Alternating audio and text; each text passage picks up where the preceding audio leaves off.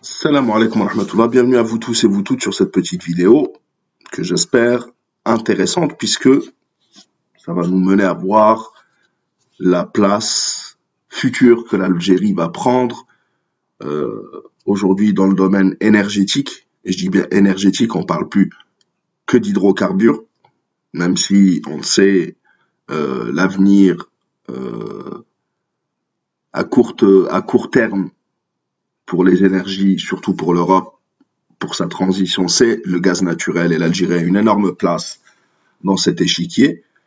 Mais on parle de l'avenir et des énergies renouvelables et aussi probablement et surtout de l'hydrogène et l'hydrogène vert, mais pas que. Donc, nous parlons de ce fameux corridor South H2, un projet de gazoduc d'hydrogène reliant l'Algérie à l'Europe. On en a parlé il y a quelques mois. D'ailleurs, des articles sont parus à l'époque qui nous expliquent assez bien ce qui se passe. C'est une avancée considérable, ça c'était au mois de mai 2023, c'est une avancée considérable que viennent de réaliser les projets d'exportation d'hydrogène de l'Algérie vers l'Europe via le pipeline. Un sacré écueil pourrait en effet être levé beaucoup plus vite que certains pouvaient penser et donner ainsi un coup de boost décisif pour la matérialisation des accords passés par l'Algérie avec l'Italie. L'Allemagne et d'autres pays de l'Union européenne qui ont manifesté tout dernièrement un intérêt, certains pour l'hydrogène algérien, à l'instar des Pays-Bas. Et on nous raconte l'histoire de ce projet.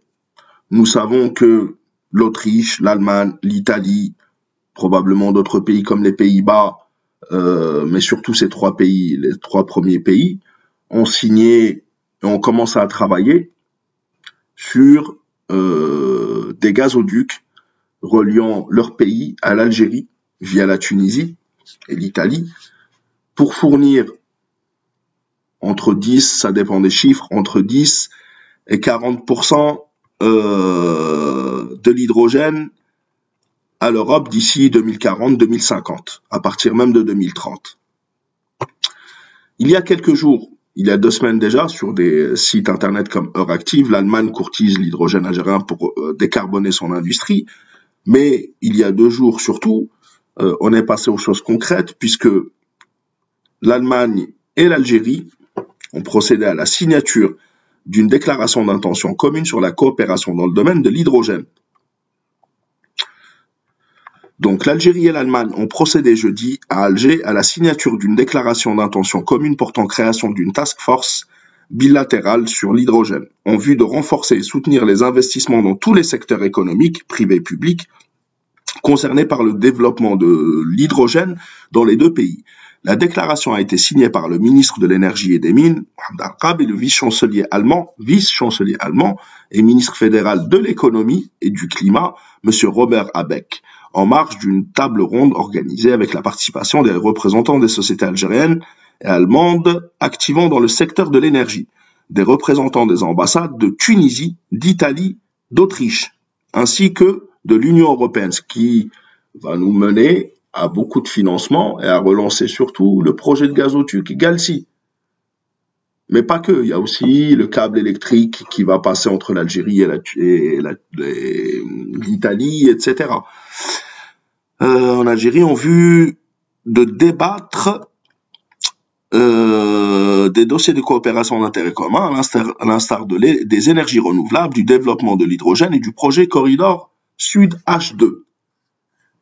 Et voilà qu'un autre pays, et on en reparlera, je pense, dans un prochain live, pour expliquer pourquoi certains pays actuellement de l'Union européenne sont hostiles à l'Algérie et réagissent comme des enfants gâtés, à l'instar de l'Espagne.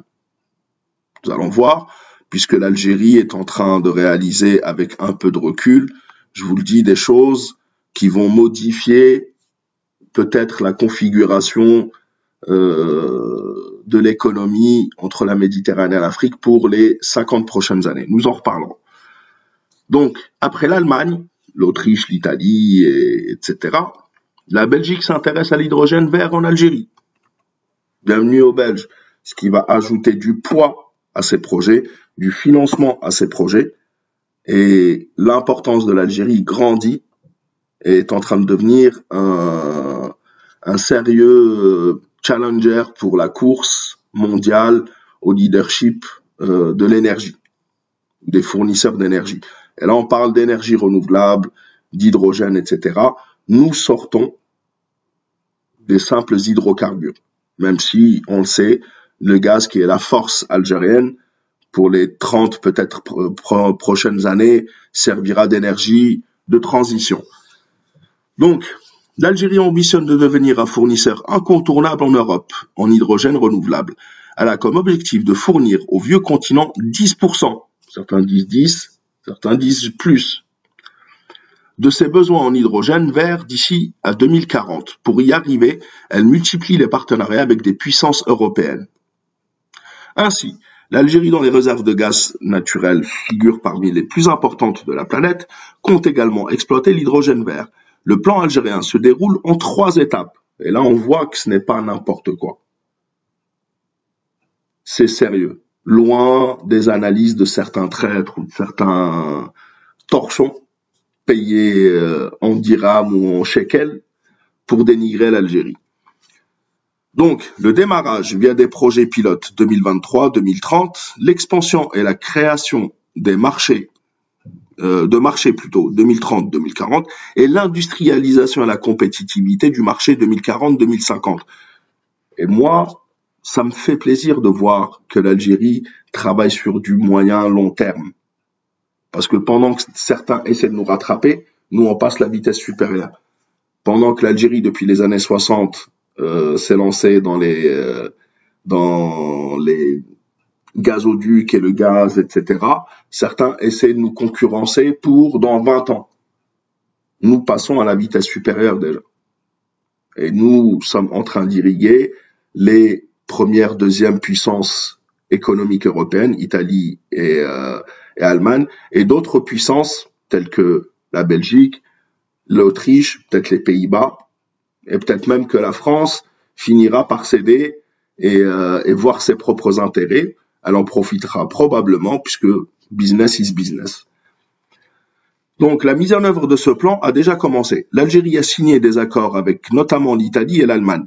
Elle envisage également de conclure un accord avec la Belgique. En effet, le PDG du groupe Sonelgaz, Mourad Adjal, a reçu mercredi 21 janvier, donc avant-hier, une délégation du groupe belge John Cockerill, spécialisé dans l'ingénierie, la maintenance et les énergies renouvelables, telles que l'hydrogène vert. Lors de cette rencontre, Mourad Adjal et la délégation du groupe belge, conduite par son propriétaire Bernard Serin et son directeur exécutif Franck Pacalini, ont abordé les voies possibles de coopération, souligne un communiqué du groupe algérien Sonelgaz. De même, le même communiqué affirme que le patron du groupe belge a exprimé son grand intérêt à s'engager dans des partenariats fructueux en Algérie.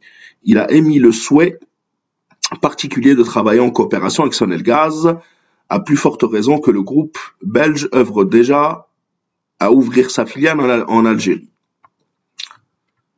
Du côté algérien, le patron de Sonelgaz a affirmé la disposition de son groupe à contracter des partenariats gagnant-gagnant, indiqué à l'occasion de cette rencontre, qui est la deuxième du genre après celle du 3 décembre 2023,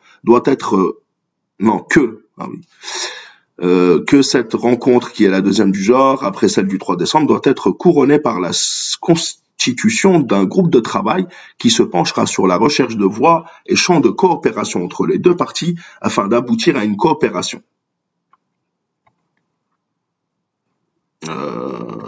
C'est bon, c'est fini. Voilà. Donc, on en a terminé. Donc voilà, la Belgique qui se mêle à la course à l'hydrocarbure, à l'hydrogène vert, pardon.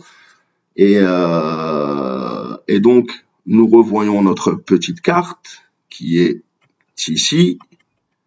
On peut ajouter, donc, on a l'Italie, l'Autriche, l'Allemagne, on peut rajouter la Belgique. On voit que ce gazoduc qui part d'Algérie, passe par la Tunisie ou pas d'ailleurs, arrive jusqu'en Italie et remonte jusqu'en Belgique. On voit que l'Algérie, avec ces trois partenaires-là, a frappé un grand coup.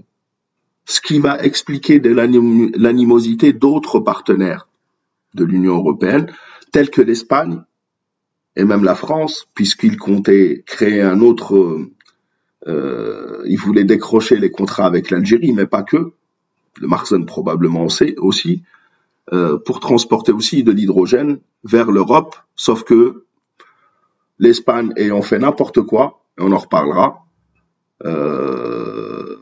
et n'étant pas les plus prompts à aller chercher la coopération avec l'Algérie, l'Algérie a choisi ses partenaires, qui se trouvent être les premières et troisièmes puissances économiques de l'Union européenne, qui voient leurs propres intérêts, ils sont à la recherche, non seulement on sait que l'Algérie a signé avec l'Allemagne aussi pour la fourniture de gaz, non seulement d'alternatives au gaz russe, mais aussi à préparer l'avenir avec l'hydrogène qui est censé remplacer les hydrocarbures petit à petit. Un grand coup pour l'Algérie. Nous en reparlerons dans un prochain live, mais pas que. Ce n'est qu'un volet de ce que l'Algérie est en train de réaliser et tout ce qui se passe, ce qui s'est passé avec la Mauritanie, etc. Tout ça ne sont pas des accidents. Tous ces actes ne sont pas des accidents ou des choses désordonnées. Tout ça est bien organisé pour faire de l'Algérie une puissance émergente et la puissance numéro 1, Inch'Allah, dans les années à venir. Pourquoi pas?